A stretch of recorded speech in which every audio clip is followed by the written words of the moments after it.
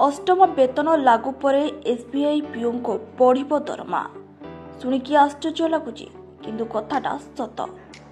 जदि आपण बैंकिंग क्षेत्र में क्यारियर गढ़िबार स्वप्न देखुंट तेज स्टेट बैंक ऑफ इंडिया रे प्रवेशकारी ऑफिसर बा पीओ चाकरी आपण एक भल सुजोग हो पारे। यह केवल एक सम्मानजनक पदवी नुहे बरं दरमा भत्ता एवं पदोन्नति सुजोग युवपीढ़ी प्रथम पसंद करिथाए। एबे जेतेबेले केंद्र सरकार द्वारा अष्टम वेतन कमिशनर आलोचना जोर धरिछि, एही कमिशन लागू हेबा परे एसबीआई पीओ दरमा केते वृद्धि पाई परिबे। वर्तमान एसबीआई रे जने प्रवेशकारी ऑफिसर को दिया जाउथबा मूल दरमा 41,960 टंका।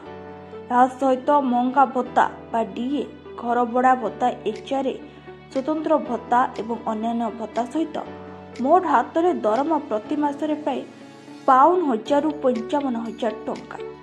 यह व्यतीत बैंक कर्मचारी मानकु चिकित्सा, यात्रा, छुट्टी, एनकेशमेंट एवं पेंशन भली सुविधा मिलि थाए।